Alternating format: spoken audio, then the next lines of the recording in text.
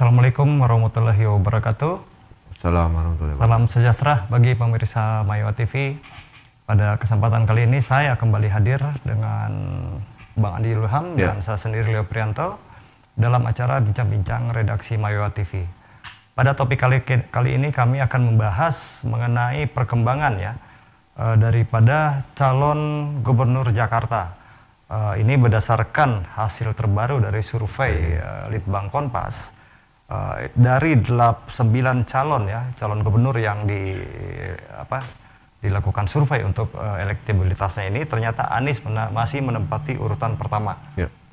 Di urutan kedua ditempati oleh Ahok dan ketiga oleh Ridwan Kamil.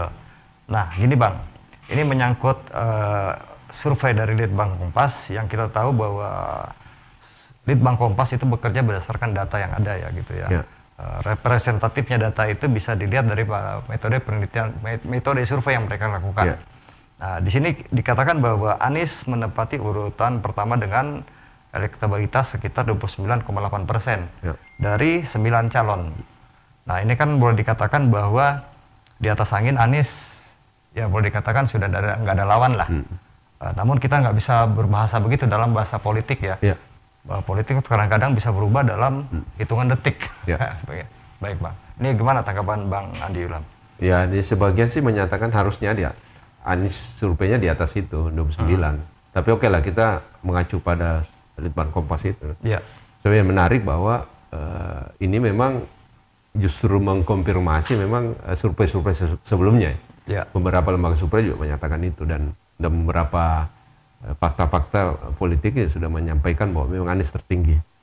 Cuma problem kan di berapa tingginya ini kan jadi debatable. Nah, yang kedua, ada nama Ahok itu juga bukan kekagetan. Kenapa Ahok? Ya, Ahok kan pernah gubernur, pernah wakil gubernur dan pernah gubernur. Tentu kan memiliki starting poin yang bagus dibanding Ridwan Kamil. Ridwan Kamil meskipun dia masuk dalam kategori atau urutan yang ketiga, tapi kan nilainya tidak signifikan misalnya. Relatif tidak signifikan.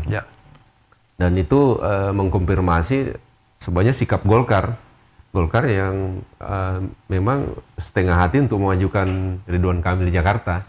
Kan arahan ya, desas-desusnya kan arahan istana yang mengharapkan supaya Ridwan Kamil maju di Jakarta berpasangan dengan Gibran awal-awal kan. Tapi kan akhirnya sekarang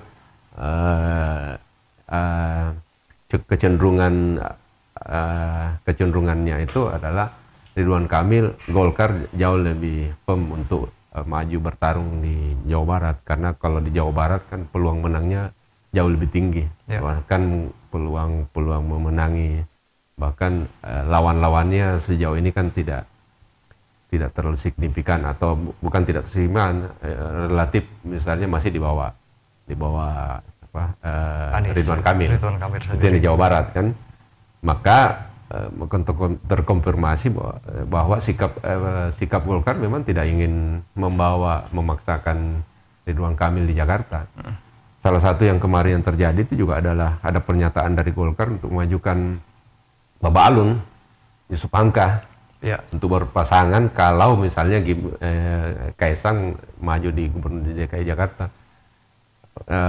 Apa yang dilakukan oleh Golkar itu sebagian menyatakan bahwa ini ya semacam trik dari Golkar untuk menghindari kader dia untuk dipaksakan maju DKI.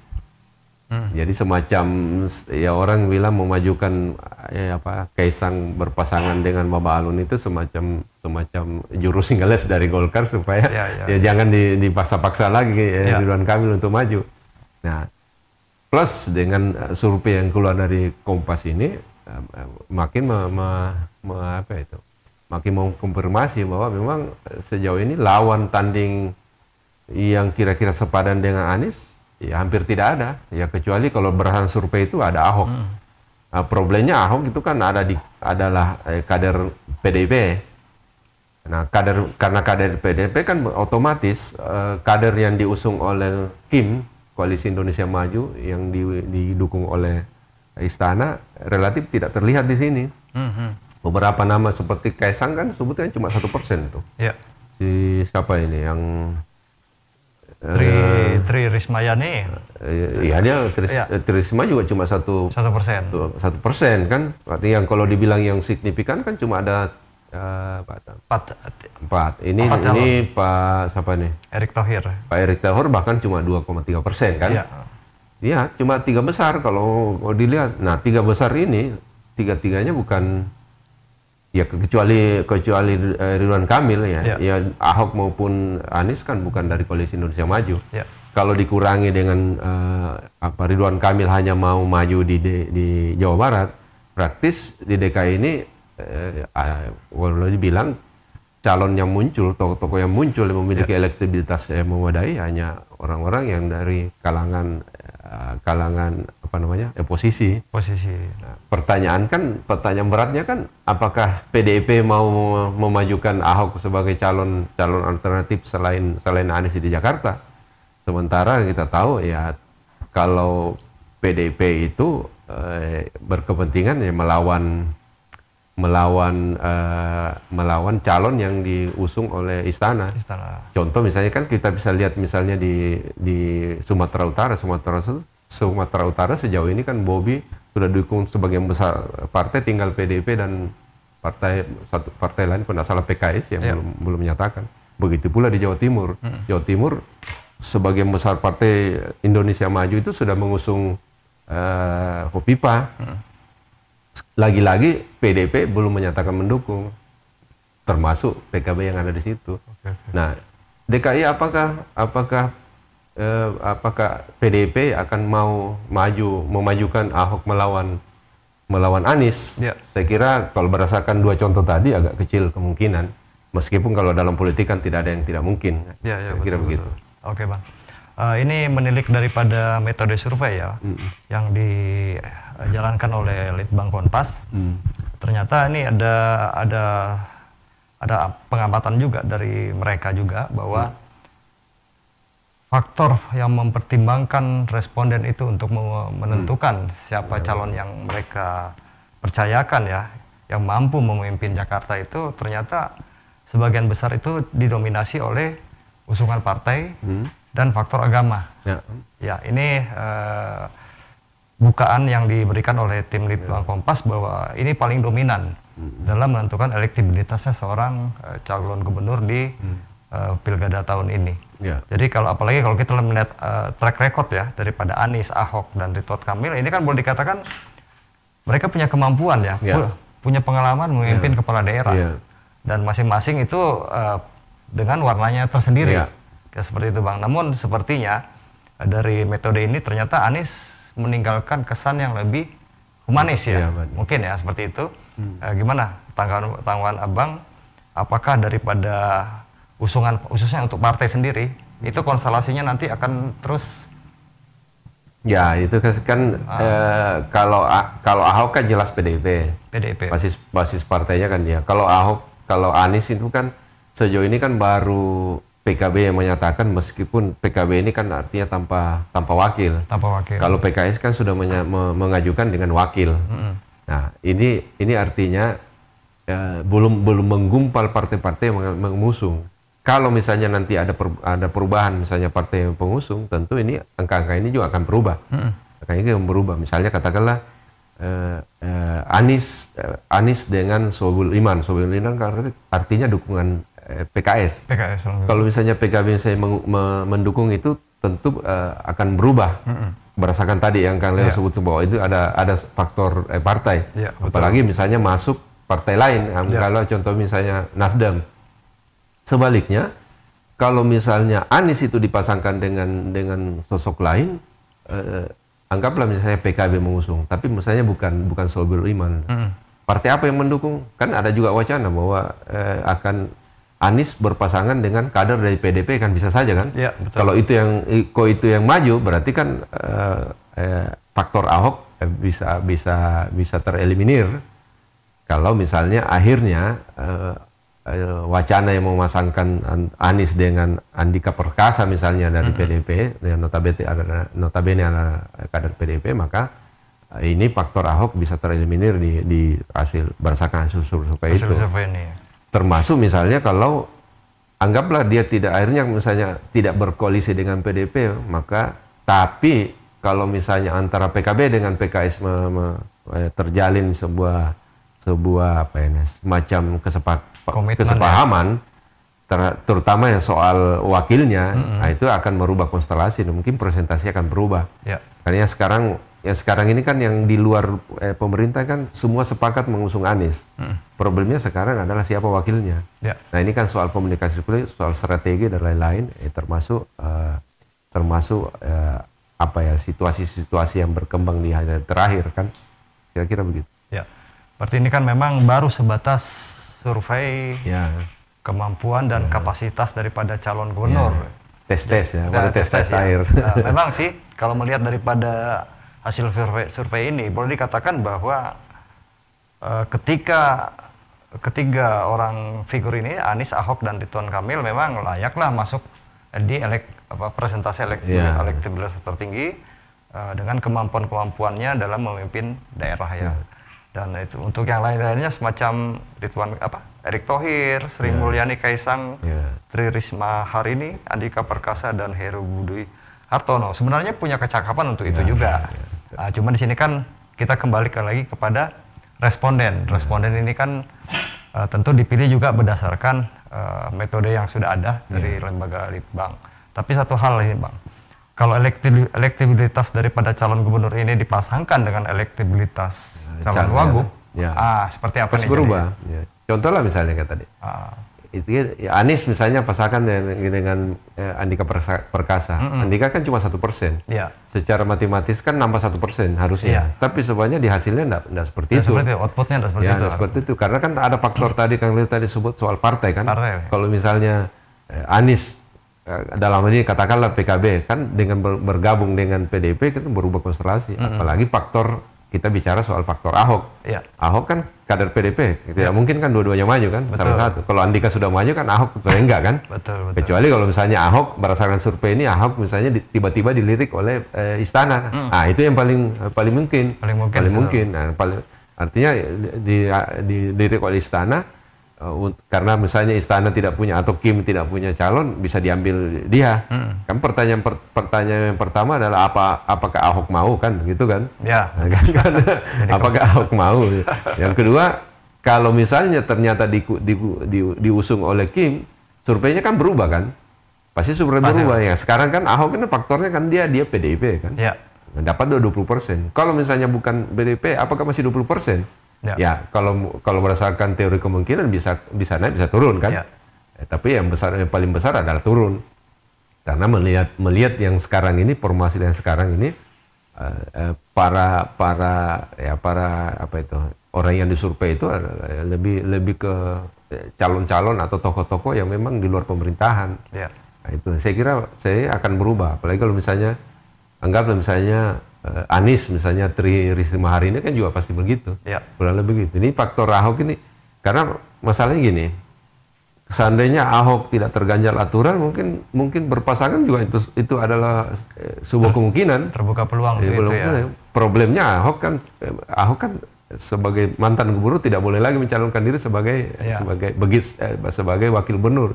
Begitu yang kita tangkap dari ini sebenarnya untuk menjaga track recordnya. Masa pernah menjabat gubernur tiba-tiba kok anjlok. Tapi memang itu sudah, ya kan banyak contoh yang lain.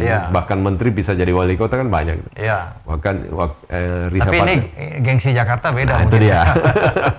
Nah ini saya kira ini memang meskipun ini cukup menggambarkan, jadi tidak ada kagetan karena kan survei ini orang sudah tahu bahwa memang Anies tertinggi, Ahok memang cukup kan. Tapi ini sebagai gambaran awal, survei ya cukup mengkonfirmasi apa yang kita pahami sebelumnya bahwa memang Anies ya tidak ada tanding. Tapi sekaligus mengkonfirmasi bahwa ya berat bagi Kaisang untuk maju di Jakarta. Memang kalau berdasarkan survei ini ya sebaiknya memang di Jawa Tengah. Elektabilitasnya masih di 1% ya. Terlalu jauh. Baik, kalau begitu yang kita tunggu sekarang ini siapa yang kira-kira Kompas apakah akan merilis hasil elektabilitas untuk calon wakil gubernur. Itu mungkin menunggu kesepahaman antara partai-partai kan sekarang kan belum, antara PKB PDP juga belum ada komunikasi kan. Yang justru ada adalah PSI dengan PKS, PSI dengan Golkar misalnya kan. Tapi kan disimulasi kan tidak masuk nih, tidak masuk di sini. Nah kalau disurvei masing-masing sebagai calon gubernur, hasilnya seperti ini. Misalnya, katakanlah misalnya Tri Risma hari ini misalnya disurvei sebagai calon wakil gubernur, mungkin berbeda hasilnya. Termasuk misalnya Kaisang, hasilnya akan berbeda kalau disurvei sebagai calon wakil gubernur. Itu baru sebagai wakil gubernur. Belum kalau misalnya disimulasi bahwa Kaisang berpasangan dengan A, Kaisang berpasangan B, Kaisang berpasangan dengan C. Itu akan merubah hasil. Tapi yang penting bahwa di survei ini cuma menggambarkan satu hal, Anies yang tertinggi secara individu sebagai calon gubernur, disusul oleh Ahok. Yang ada di bawahnya saya kira terlalu jauh bagi Ridwan Kamil untuk mengejar ketertinggalan. Dan makin mengkonfirmasi atau membenarkan sikap dari Golkar untuk tidak akan memajukan Ridwan Kamil di DKI, tapi lebih memilih Jawa Barat.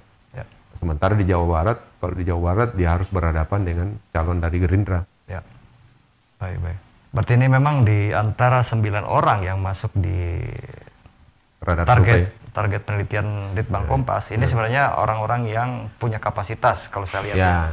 Kapasitas, namun di sini juga ternyata faktor geografis daripada masing-masing calon juga sangat dipengaruhi ya. Karena ini kan menyangkut persepsi persepsi daripada responden dalam menilai calon-calon gubernur yang akan masuk di bursa nanti. Dan ternyata memang Anies masih menempati posisi pertama, tapi tidak dipungkiri bahwa kemampuan Anies untuk maju dalam posisi pertama ini pasti akan berpengaruh juga terhadap nilai persepsi masyarakat apabila terjadi perubahan konstelasi. Jadi kan yang penting ini kan pada saat disurvei lagi, partainya nambah misalnya dukungan, berubah lagi surveinya. Kan tadi kan sudah ada faktor bahwa orang mensurvei ini karena faktor yang di belakangnya kan. Termasuk misalnya kalau tiba-tiba disimulasi dipasangkan dengan siapa, pasti akan berubah. Karena ini baru satu calon ya. Misalnya tiba-tiba ada kesepahaman atau kesepakatan antara misalnya partai pengusung Anies dengan PDP, wah itu kan berubah total. Sehingga dipastikan akan berubah total. Karena di sini beberapa nama-nama yang kita lihat memang adalah orang-orang yang merupakan kader daripada PDP. Risma kita tahu, Andika Perkasa PDP, terus misalnya Ahok adalah kader PDP. Nah itu ya selebihnya adalah orang-orang yang kita tahu adalah orang-orang yang ada dekat dengan istana. Seperti misalnya siapa tuh Erick Thohir ya. Itu jadi ini masih mentah dalam pengertian baru survei tentang calon gubernur. Belum kita bilang yang kedua adalah calon wakil gubernur. Terus yang ketiga adalah jika di antara mereka berpasangan dengan ini bagaimana hasilnya, kan belum juga. Belum soal siapa-siapa di antara mereka yang sesungguhnya mengusung dari para calon ini. Karena kan tidak semua yang ada nama-nama ini adalah kader partai. Contohnya Anies kan bukan kader partai kan. Nah, beda kalau misalnya Ahok, kita sudah tahu arah dukungan politiknya. Tri Risma hari ini juga seperti itu. Andika Perkasa juga begitu. Jadi sebagai survei mengkonfirmasi soal urutan-urutan yang dipahami masyarakat selama ini. Tapi untuk menentukan peta politik ini masih terlalu jauh. Ini masih berubah. Tapi yang bisa disimpulkan bahwa calon-calon yang diajukan oleh pemerintah dalam ini istana ini tidak nampak di survei ini. Itu yang penting. Jadi istilahnya masih tetap orang-orang yang calonnya ini masih tetap bursa yang kemarin ya. Bursa oposisi lah nggak perlu gitu. Seperti itu. Jadi masyarakat Jakarta rupanya menginginkan orang-orang oposisi kan. Baik. Jadi memang pemirsa, pemilihan calon gubernur Jakarta ini masih cukup panjang perjalanannya. Utamanya untuk rekonsiliasi pada saat penentuan calon gubernur, wakil gubernur. Dan di sini hasil survei Litbang Kompas masih mengindikasikan bahwa beginilah persepsi daripada responden terhadap calon-calon yang diusung ya. Sebagai calon gubernur. Ya, sebagai calon gubernur ternyata Anies memang masih urutan pertama. Ini menyangkut persepsi juga, meskipun yang lainnya pun punya kapasitas untuk itu, namun masyarakat atau responden itu masih mempunyai pertimbangan lain, utamanya di masalah koalisi partai dan faktor agama. Ternyata itu masih menjadi bahan pertimbangan responden. Dan kita berharap ya calon gubernur nanti punya calon yang betul-betul juga elektabilitasnya setara lah dengan masing-masing calon di sini ya. Bisa berimbang. Bisa berimbang ya gitu. Pertarungan makin menarik kan. Iya. Oke, baik pemirsa.